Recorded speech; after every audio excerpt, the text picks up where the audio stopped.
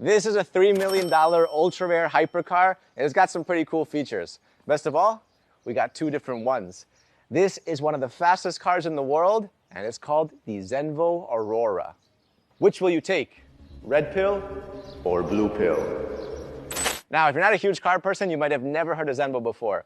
Zenvo is basically a Danish supercar company, and they've just created their most powerful and lightweight road car ever. It's called the Aurora, and they got the name from the Aurora Borealis, aka the Northern Lights. They've given us two different versions. This one is more focused for the track. It's called the Agile, and it has some differences to that one, which is for comfort, is called the Tour. First of all, what you're gonna get on this one is a lot more exposed bodywork. So for example, when you go to the front, you're gonna see the suspension. This is actually double wishbone suspension, which means that the wheel basically stays flat on high turns. Instead of tilting, it stays flat and can get more traction at high speeds on curves.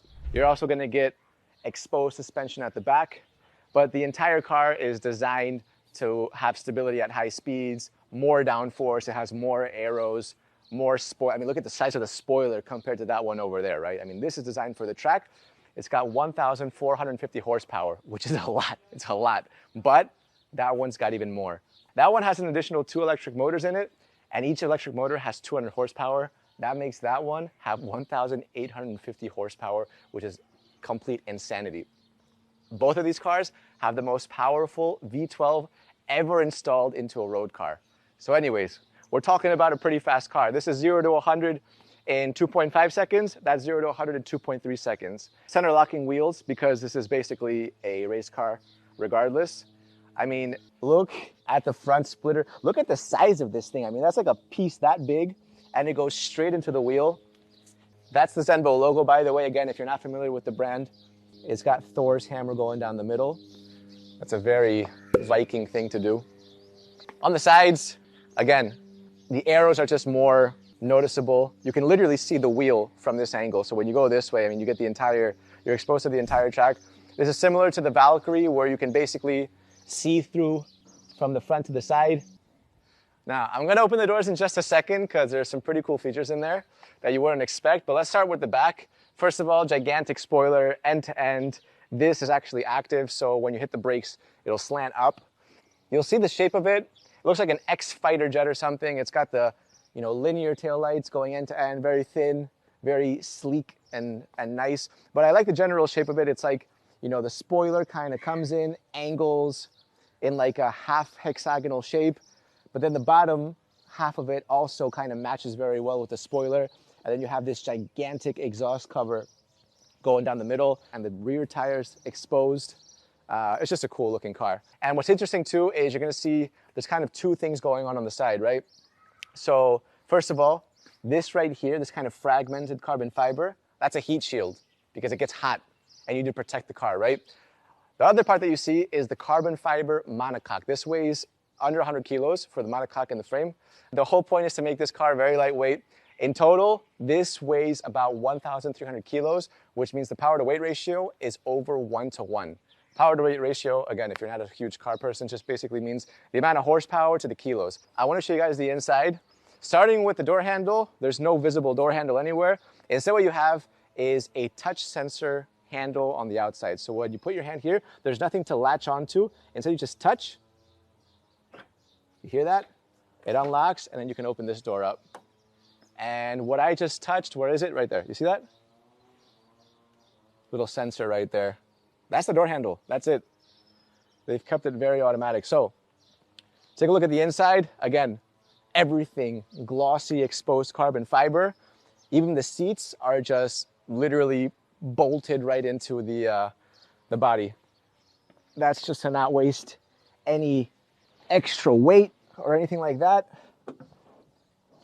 So going down the middle, first of all, this is a much more bare car than some of the more fancy supercars they might see on the road. A lot of them have like touch screens and stuff. This is zero BS. This is just for driving. The owner of Zenvo has said that he doesn't like all the digital stuff going on, so he wants to keep it physical. So he's left all the physical buttons, you see, click, click, click, click, everything there. At the top, you have like fighter jet style toggles. That's basically your emergency lights right there. And that's how you lower the windows. It's pretty cool to like lower your windows with, little fighter jet triggers. To kind of keep the physical aspect of it, these are all physical gauges. So, the typical analog that we've seen in the traditional cars. But if you want, you can just hold this button down and watch this. Ooh, that is amazing. And that basically now gives you a digital screen, so you have your Google Maps if you want to call your mom. When I go and I tap this, you see it says Mum. It's a British mom right there. Another British mom.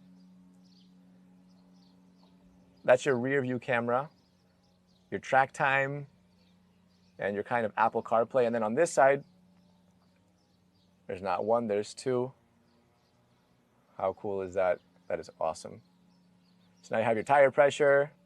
You also have your G-force, kind of your center of gravity, your brakes, another side view camera, and just in general, your electric engine status. The reason why this has so much horsepower is because it's a 6.6 liter quad turbocharged V12, but it's assisted with a lightweight electric motor. It combines the pressure to produce a ton of horsepower. They're only ever gonna make 50 of these and 50 of those. So we're talking extremely rare. They're gonna start at about $2.8 million, but a lot of them, almost all of them have already been sold. So basically getting your hands on one of these is gonna be very difficult. Hopefully on our new auction platform, sbxcars.com, we'll hopefully get our hands on some of these, be able to sell them, because this is one of the most rare hypercars in the world, at least new generation, right? We're not talking about older ones. From the front, first of all, what you're gonna notice is that the intake has now been divided by another front splitter.